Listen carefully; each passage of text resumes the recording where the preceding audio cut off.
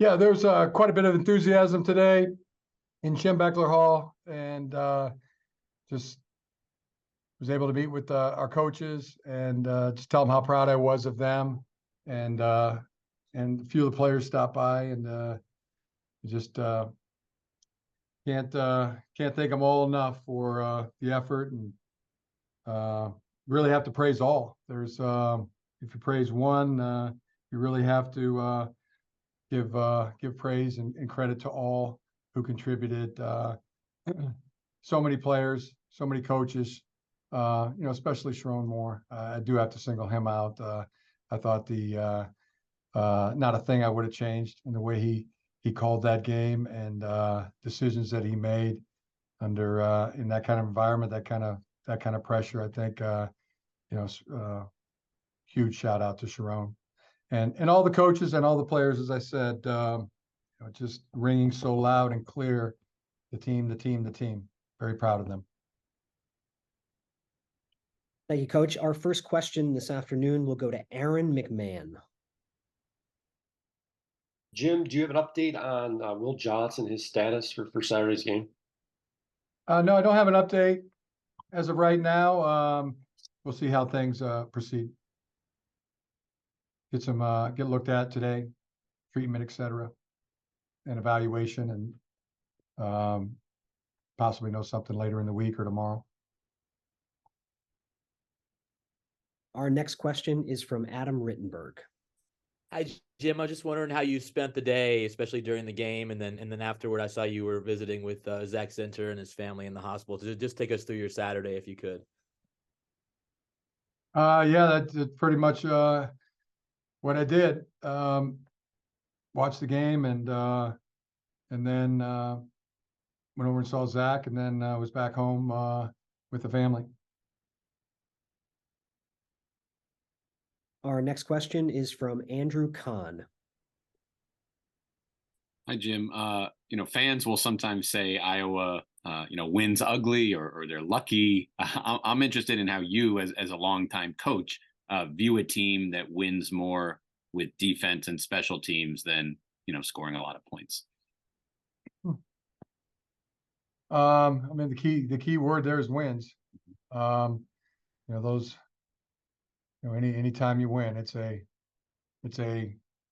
team effort. Your team was able to make the plays that were needed to make, stop the drives, needed to cover the kicks that needed to be covered, and Iowa does that. They win.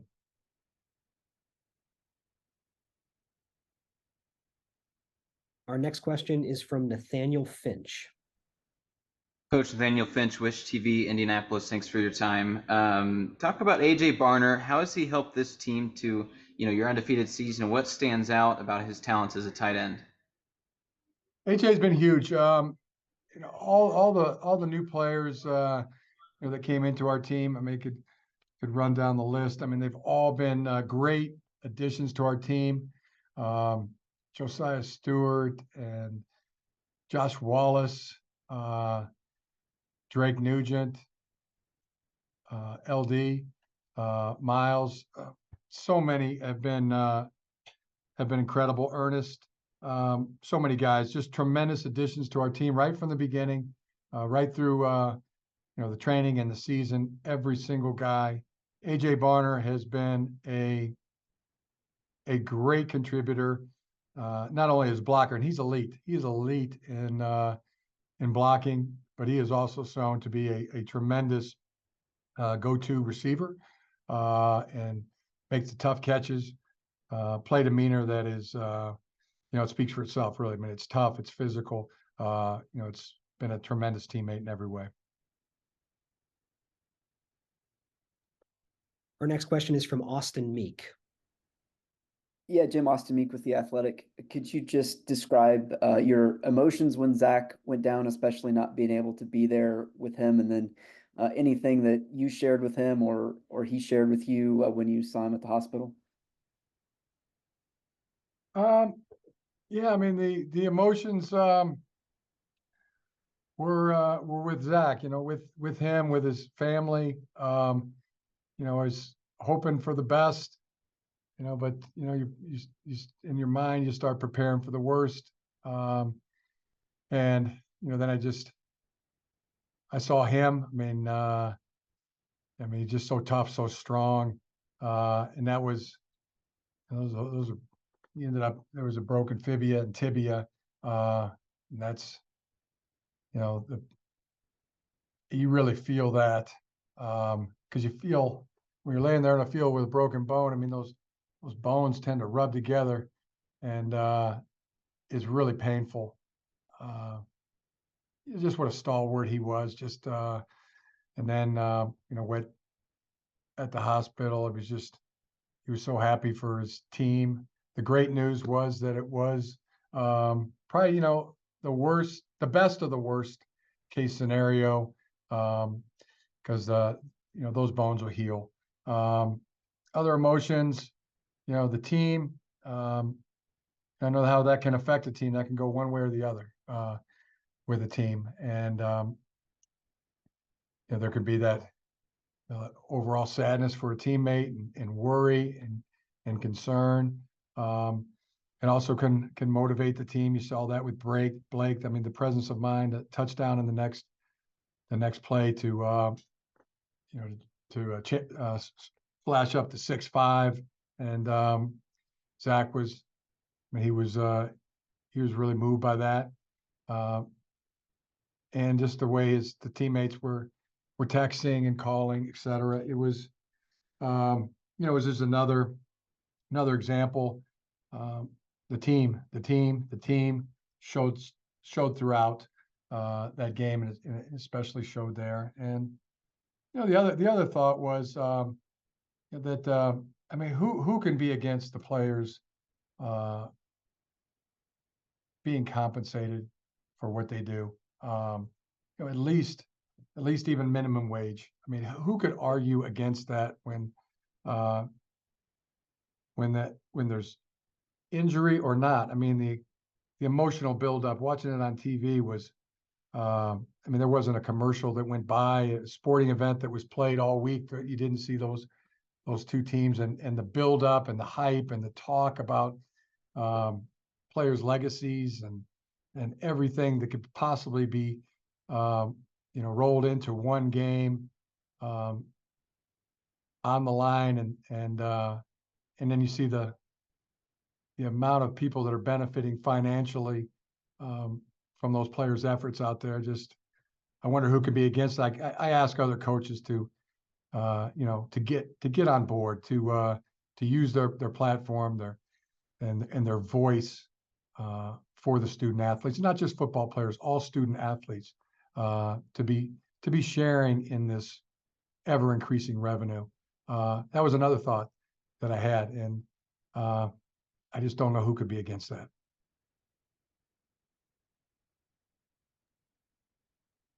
Our next question comes from Scott Docterman. Yeah, Jim, I wanted to ask you about JJ McCarthy. And yesterday, he completes 80% of his passes. He doesn't have a mistake. He has one incredible throw. And what's kind of been his trajectory since you've had him on and split time with him a couple of years ago to now, where he's beaten Ohio State as the starting quarterback 2 years in a row and has your team rolling? Yeah, it's just incredible. You give credit to one, you really got to give credit to all. But there's no doubt that JJ McCarthy is the incredible player that he is. Fearless is the way to describe him. And he's never careless, but he is fearless. And what a leader! The record speaks for itself. Once again, his play was exceptional, game ball worthy, and guardian of victory once again for the Michigan Wolverines.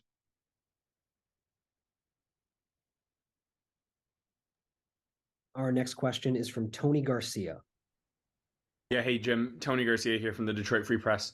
Now that the last 3 games are behind you, can you describe your emotion knowing you will be with your team the rest of the way, and you do get that chance to defend a league title and get back to the college football playoff? Yeah, I've been my emotions, my my focus has been with the team, the entire time. This it's been a tremendous season. Right, the exact position that we hoped for, that we worked so hard to be in, and it's onward now. We've accomplished many of our goals, but not all of them yet, and some still are out there.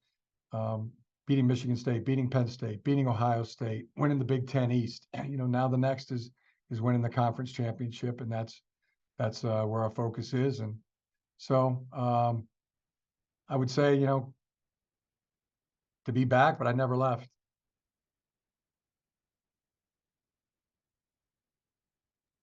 Next question is from Ryan Zook. Ryan Zook, Ann Arbor News here. Yeah, Jim, I was wondering what your reaction was when you saw Rod Moore's interception that kind of sealed the game, and were you able to kind of celebrate and share that moment with anyone else? Yeah, probably happy as I've ever been. This one of the happiest moments of my life, just for every single player, for Rod, for Sharon, for all of our coaches, for everybody in that in the locker room. I mean, I know I talk about the team. To me, I mean, this is the team, the 23 team. It is the team. Yeah. So Sarah and I were watching it. I mean, it was hugs, high fives. It was a very glorious moment. Next question will come from Lane Higgins. Hi, Jim. This is Lane Higgins at the Wall Street Journal. I asked Sharon this after the game about the play calling and how different it was, and how much they were going to the pass plays instead of just running it up the gut like you had for the last 2 games against Penn State and Maryland. And I'm curious, how much you had strategized with him going into that game, and, what we should expect out of Michigan's offense going forward now that, the game is behind us. Yeah, I thought, it was one of Sharon's best, and he's had some really good ones in terms of calling the plays. The emphasis all week was, we wanted to be creative. We felt Ohio State was very good defensively. This is, to me, the best Ohio State team we've played, and against the run, the coverage in the pass. I mean, they haven't given up very many big plays at all. We were able to get some explosive plays, but we knew we were going to have to be creative to get them. And just about every one, except for maybe two plays that he got all the creative plays off the call sheet and run, and then they were executed beautifully and timely and very aggressive in the 4th down calls. And the offense was physical. They were aggressive, but they weren't going to be denied. I know that Sharon believed in them, and it reflected in the way he called the game. Next question is from Elliot Clough. Hey, Jim. Thanks for taking the time today. I know the question was kind of similar earlier, but I was kind of viewed as simplistic, and there's kind of a general view that it's going to be a blowout on Saturday. Are there any difficulties of preparing for a team that plays football the way Iowa does? Yeah, there's a lot. Our team's really good when we don't turn the ball over. I think we're undefeated when we don't turn the ball over since I've been coaching here, and that's one of Iowa's specialties. Tips and overthrows. I mean, we tried to adopt that as the best we can, and but nobody does it better than Iowa. So you have to earn everything that you get, and it's going to be a tough physical game, and we got to get ourselves in that mindset, which more than ever, more than the last 2 years, I really think our team is there's more to do. There's the mindset of onward, and we understand the task of the championship game. You know, both teams really want it. Both teams, you know, it's an opportunity for Iowa to be champion, opportunity for us to be champion, and that's going to have to get earned, and we're going to have to do what we always do every single week. You know, plan, practice, and then go execute. And it's going to have to be good. If it's not, then we'll have a good chance of getting beat. You know, if we play good, then we're going to have a good chance of winning. That's how we go into every single week. Next question is from Michael Cohen. Hey, Jim, Michael Cohen from Fox Sports. I was just wondering if you remember anything or could share anything about the recruitment of Colston Loveland and sort of how a guy like that can open things up for play callers and play designers with the versatility he has. I just think he is. I think the cat's out of the bag. How good he is. I used to say. I used to even tell him. I mean, you're so good, and probably the longer it takes you to figure that out, the better off you're going to be, because he just didn't even. I don't think it was dawning on him just how special his talent is. I would say the first time when I went to recruit him, the thing that struck me was how big he was. Watching him on tape, I'm seeing this fluid, great body control in terms of catching, fast, elusive, tremendous balance. And then when I saw him in person, I was expecting I was expecting somebody, you know, maybe about, you know, 6'2.5", 6'3", you know, 185, 95 pounds. But I mean, he is a big, strong, strapping, probably, you know, 235, 240, but moves like a point guard in basketball, a receiver in football. That was the thing that struck me so much. And the next thing was just who he is, the kind of guy he is, the things that his parents have poured into him. You know, very humble, very hardworking, and just much gratitude for his coaches, teachers, classmates at the high school. One of the gals on the basketball team had thanked him for coming to her basketball game the night before, and just neat, All-American. Really, I mean, just All-American kind of guy. Our next question is from Adam Rittenberg. Jim, I know you appreciate history, and obviously Michigan getting 1,000 wins. You got the chance to do something this week that hasn't been done before with 3 consecutive outright Big Ten titles. What would that mean to Michigan and to you personally if you're able to accomplish that? Mean a great deal. And as I said, I mean, this team, you know, it's a true team.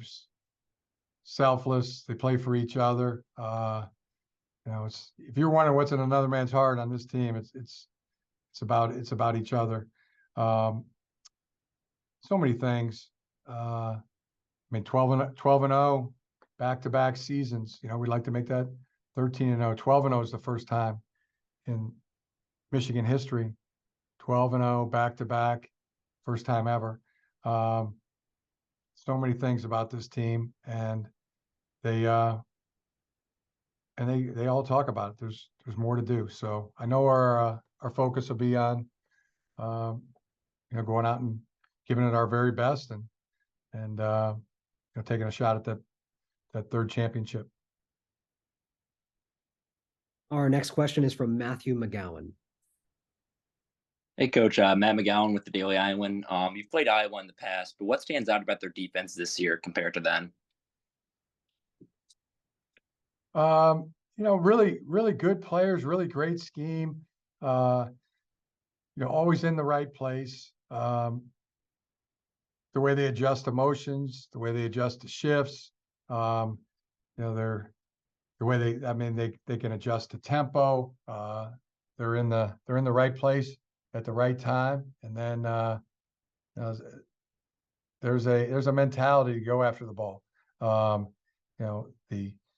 And not just the nose for the ball. It's just, it's at a very elite high level. And if the ball's in the air, tips, the overthrows, it's just image of heat-seeking missiles after the ball. So, you got to be really precise offensively, whether you're running the ball. I mean, the blocks have to be crisp. They have to be sustained. Throws have to be, they have to be accurate. They have to be on time, and you have to play really good football, really good disciplined football. We've got time for one or two more. Our next question comes from Aaron McMahon. Jim, what struck you most about watching your team on Saturday beat Ohio State? Just what I said earlier. The team was just ringing so loud. And it was not, one guy, all guys, the entire team, the way they played. And it was offense complementing the defense complementing the offense, the special teams, as well. Everything was really run clean and precise, highly disciplined football, and a clean game, both sides. And just how good both teams were, and how it came down to a few plays here, it came down to a few plays there. But yeah, this to me is the team. And it rings from my ears, Bo Schembechler, the team. But this is a very, very special team.